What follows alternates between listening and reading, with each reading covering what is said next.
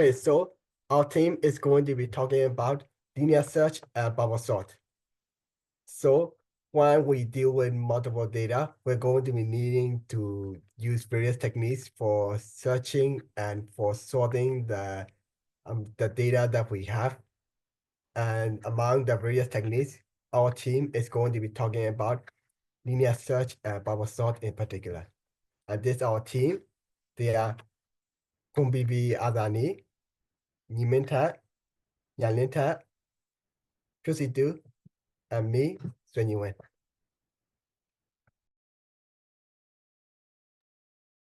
So why do we need searching?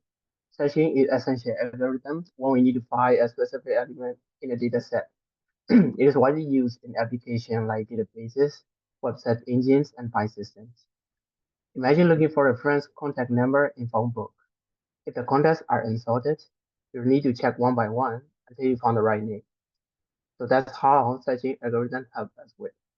Next, we'll talk about one of the searching methods called linear search. So what is linear search? Linear search is a simple searching algorithm that checks each element one by one until the target element is found or the array ends. For use cases, it is best for small or unsorted datasets. It is also useful when datasets are constantly changing. So here, as an example, you're finding an apple in a given list. The main idea is you need to check each item in a list and compare it. First, compare apple with the first element orange. Since it doesn't match, we move on to the next item mango. And also we still can get the right one. So we continue comparing the next third item, finally on the right one. It matches and the algorithm stops immediately. Now let's move on to the actual implementation of linear search and analyze its time complexity. So I will explain how linear search works and analyzing its time complexity. So how linear search works. Linear search is one of the simplest searching algorithms. It's worked by checking each element in an array one by one until the desired value is found or the search reaches the end of the array. So let's take a look at the Java implementation. The search function loops through the array, comparing each element with the target value. If a match is found, it returns the index of that element. If the loop completes without finding the value, it returns -1, indicating that the element is not present. Now let's analyze its time complexity. For best case O1, if the element is found at the first position, the search stops immediately. For worst case ON, if the element is at the end or not present, the algorithms checks every single element, making it a linear time operations. To summarize, linear search is simple but not the most efficient for large data sets. Now that we understand searching, let's move on to sorting. So in my part, I will explain about what is sorting and why do we need sorting, and then what is bubble sort. Sorting is the process of arranging element in a specific order, ascending or descending. It makes searching, data analysis, and data retrieval faster and more efficient. It is used in applications like database, search engine, and computer graphics. And imagine we want to arrange test paper in score order, as we can see in the example from left-hand side. Sorting helps us to arrange the score systematically. From right-hand side, we can see from lowest to the highest.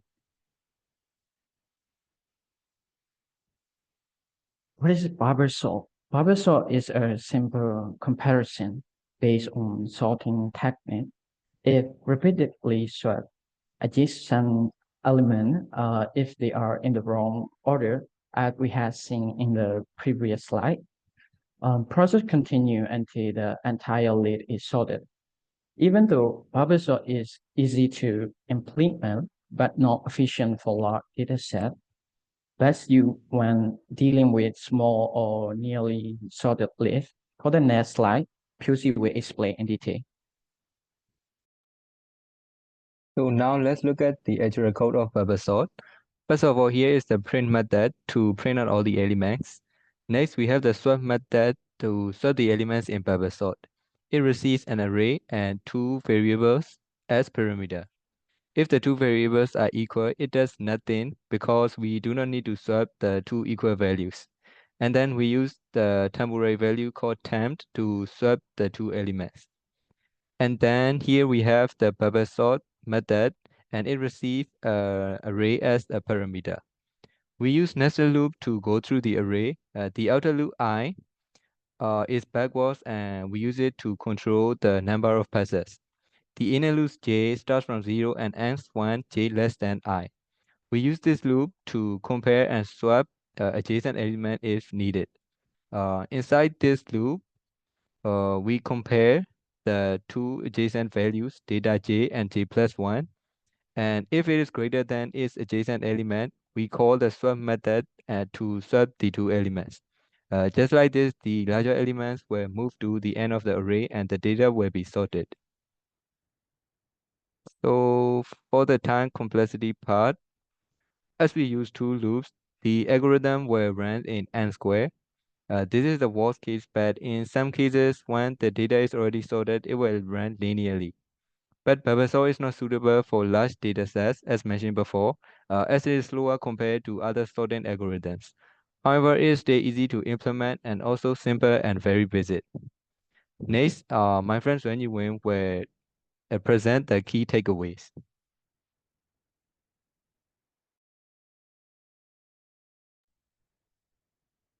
So in conclusion, these are the key takeaways that you will need to remember. So we use searching to make finding data efficiently. This is especially useful when we deal with large amounts of data. So among that, we talked about linear search. So when we look at linear search, we can see that linear search is really simple, but it is not very efficient for large lists, since it usually has to search for the required element in a large until for a large amount of time, and usually it will go to the end of the array. And we also use sorting to organize data to make it more easy for us, and in addition, making it more efficient for our operations. So we talked about bubble sort. So bubble sort is also easy to implement, but it is also very slow for large amounts of data set. Since it has to keep swapping for a particular amount of times.